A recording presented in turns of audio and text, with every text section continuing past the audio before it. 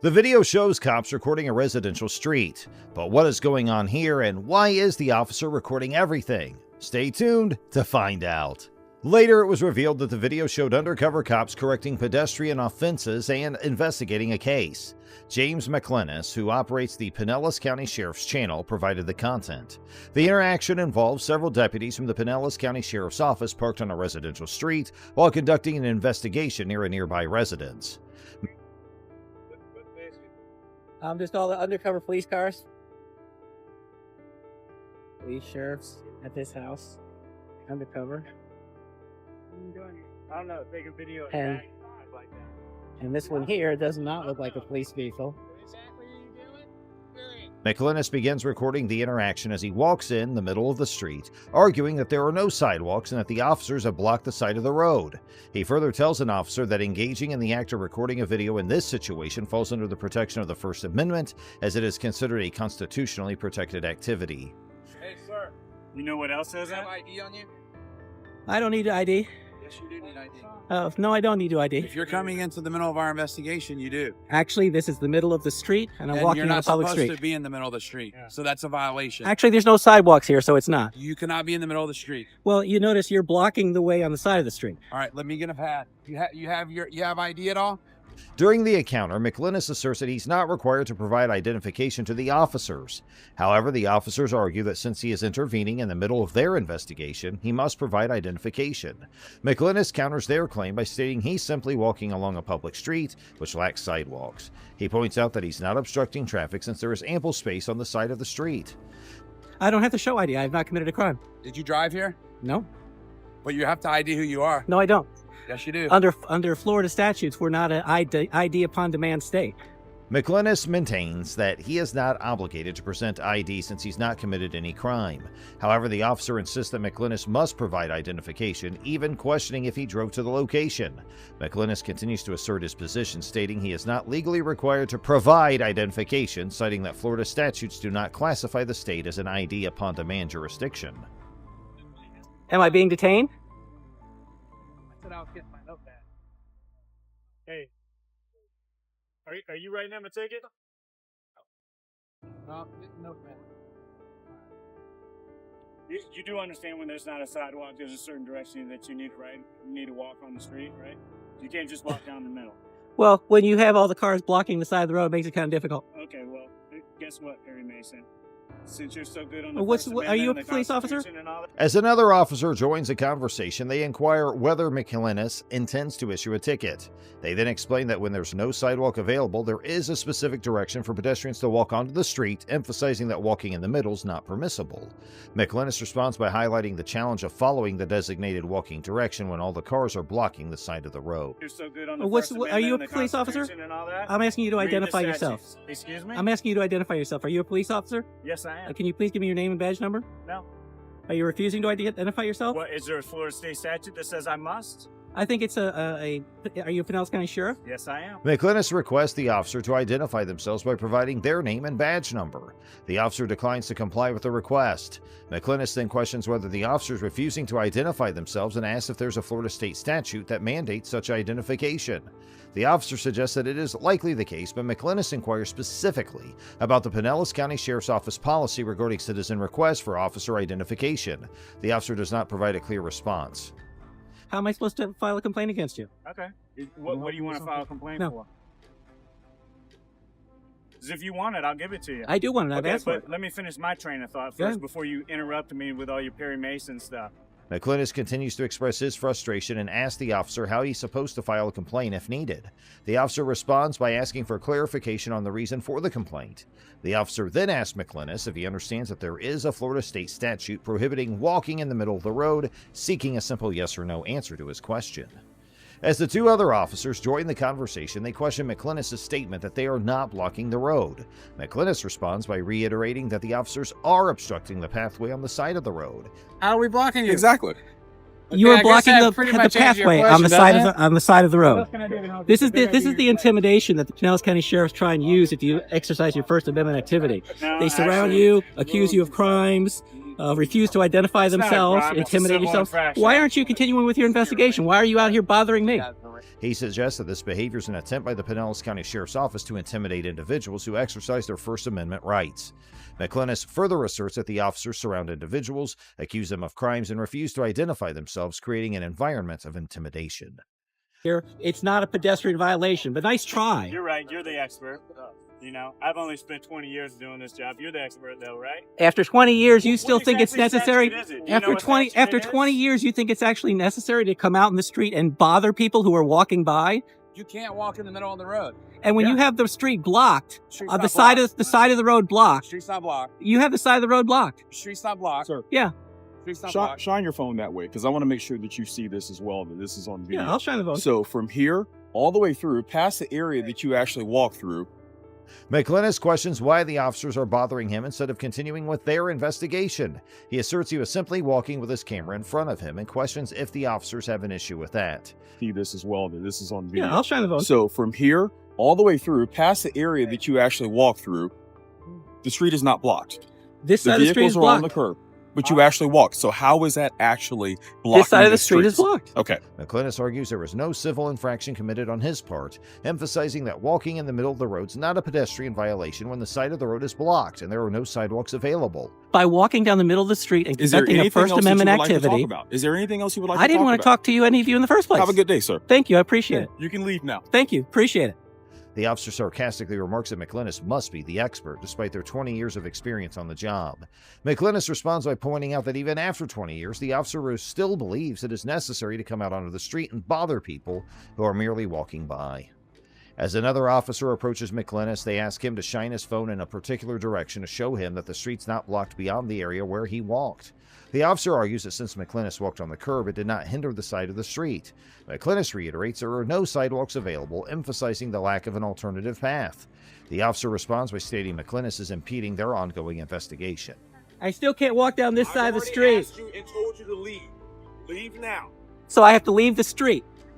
Leave this investigation right now. So where is the investigation? Where's the blue line? Is it over here? Is it over here? Is it over here? Is she impeding the investigation too?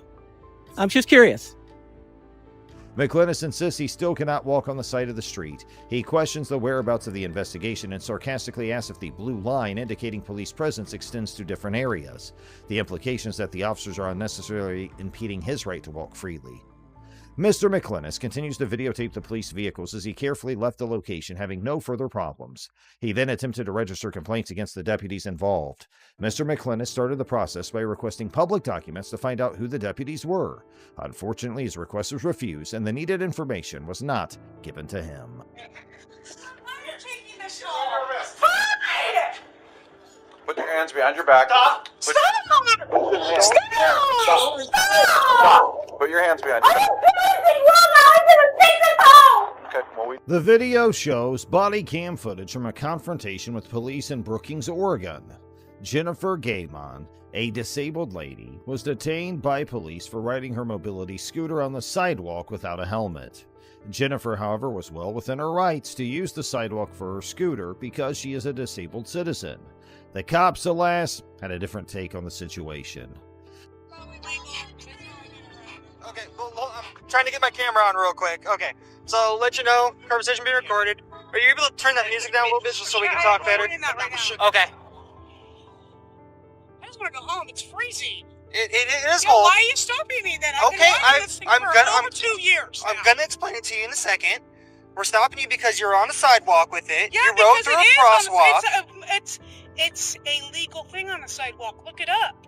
It's a mobile scooter. It's a fucking mobile scooter. Okay. It's an electronic scooter. Yeah, it's a mobile scooter. Okay, do you understand what that means? It's my mobile scooter. It's how I get around. I don't have a car. Quickly, Jennifer called the police and explained that she was a pedestrian because of her scooter. The uninformed officers, however, continued to approach even after she explained the situation. Officers kept calling it an electronic scooter, most likely so they could write her a ticket. Yeah, it's like Iris. He goes on. Yeah, because I'm getting pissed off. Why are you getting... Because I want to go home. You guys are pulling me over for no reason. We're on It's like long traffic Iris. It's like Iris. You know Ira, the blue guy with the guy who's riding there? It's exactly like his, except it's got 2 seats.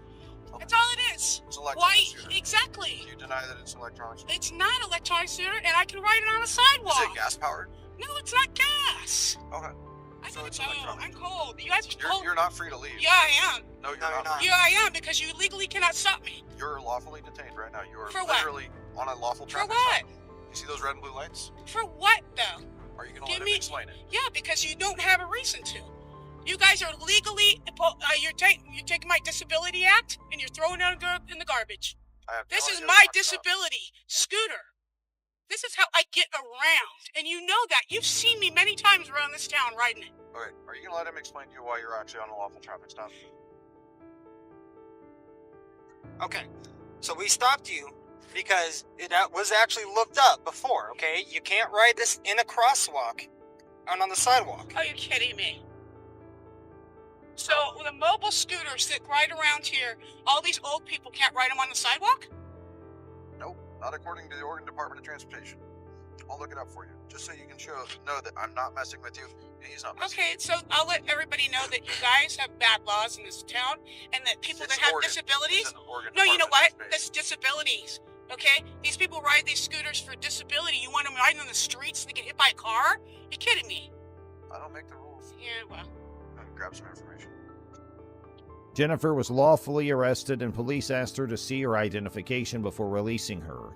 Jennifer was at first hesitant to give her ID, but in the end she did so to speed things up. Several tickets, mostly for driving offenses, were written for Jennifer by the police over the course of around 15 minutes.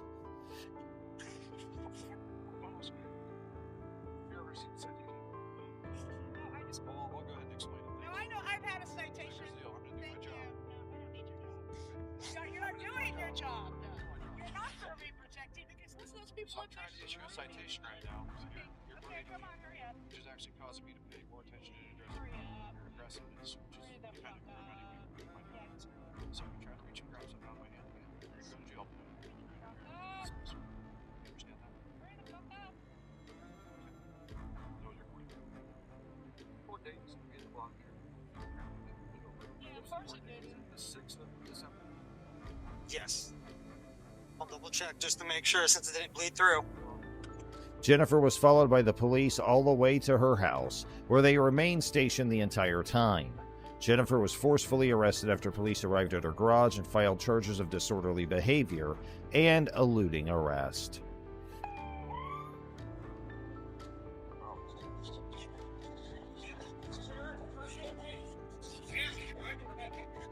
Why are you taking this long? Stop it! Put your hands behind your back. Stop! Stop! Stop! Put your hands behind I your back. didn't do anything wrong. I'm gonna take this home. Okay, well, we disagree on that. You're under arrest. You're happy, huh, that I'm getting arrested, aren't you? He wasn't even there.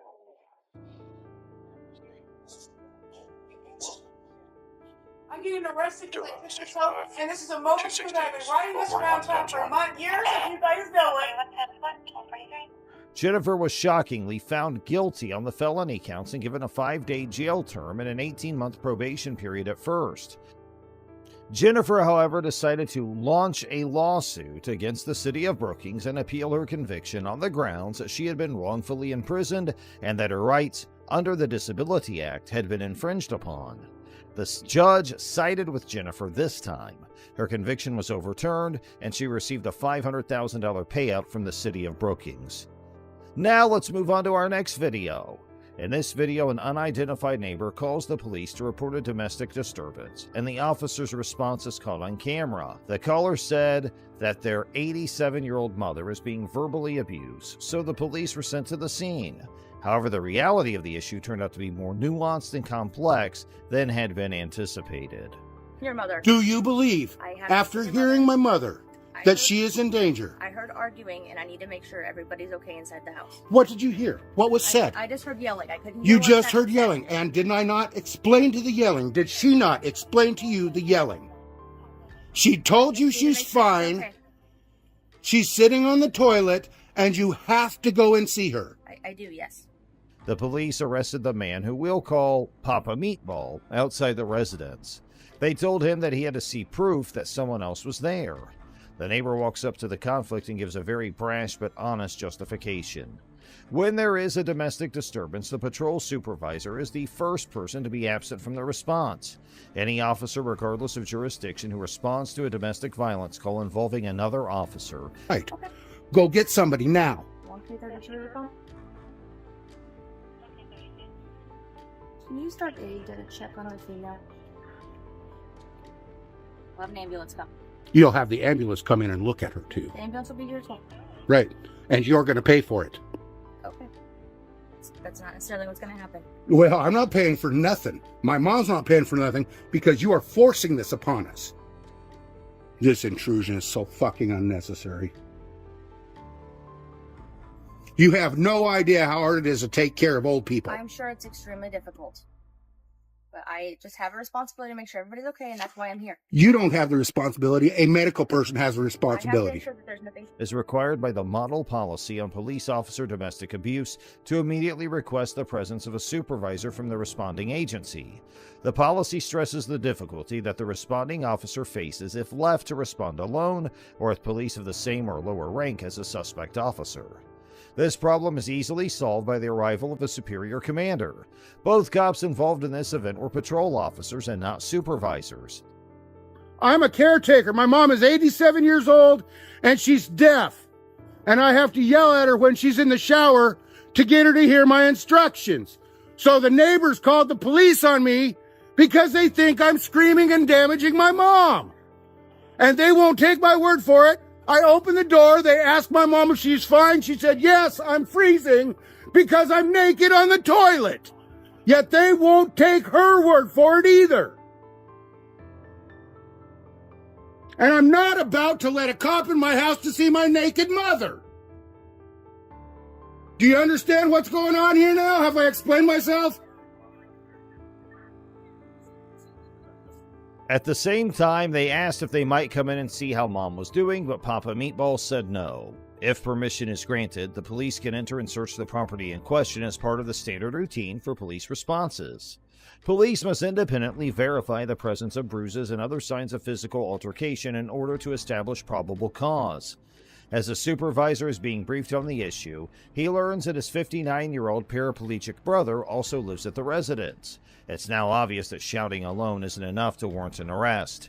As a result, the police have no grounds to interfere or resort to physical force.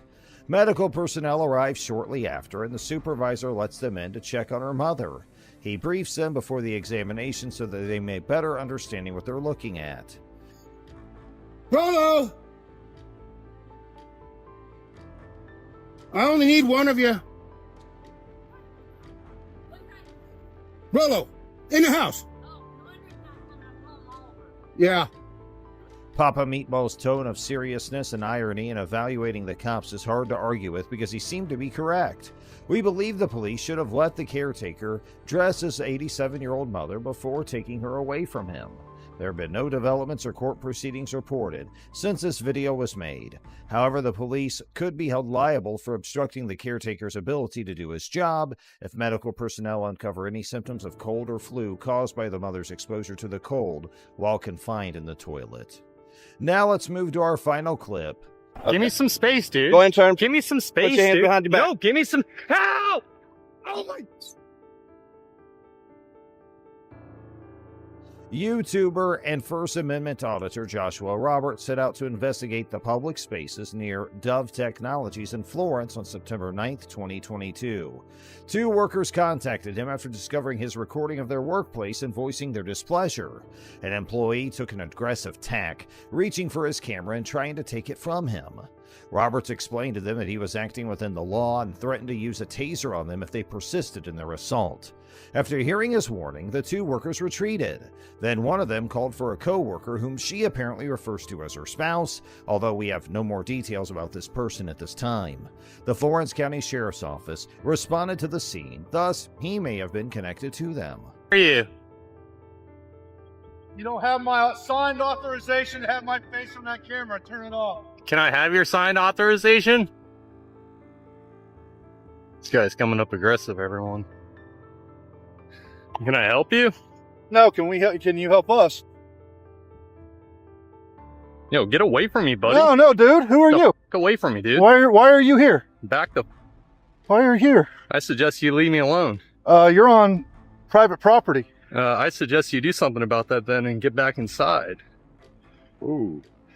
Really? Yeah, really. You like going around people like this? You know think what? that's fun? Don't touch my buddy. One of the workers complained to management that Roberts was trespassing on company property. Roberts refuted the claim by saying he was actually on an easement.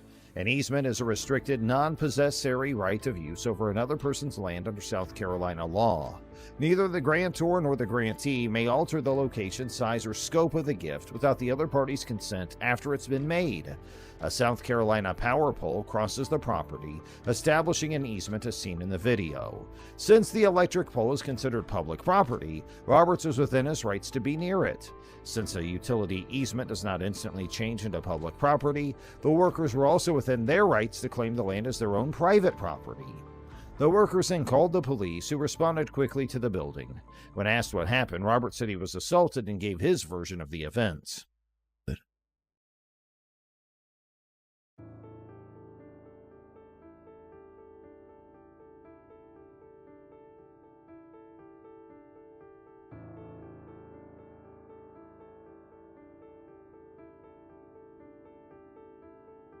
What's going on, bud? Something, man. Oh, nothing. Just getting assaulted out here. That's about it. Get assaulted. Yeah, by one of their workers. What happened? I was just out here taking some pictures, and one of the guys came out here saying he didn't want to be filmed, and he ran up to me, started circling me, grabbed my camera, started pushing up on me. A third-degree assault and battery is defined in Section 163600, subsection E1 of the South Carolina Code of Laws as any unlawful effort to injure another person with the current ability to do so. Willfully and deliberately destroying any type or class of personal property or another person's goods and channels is also prohibited by Section 1611-510.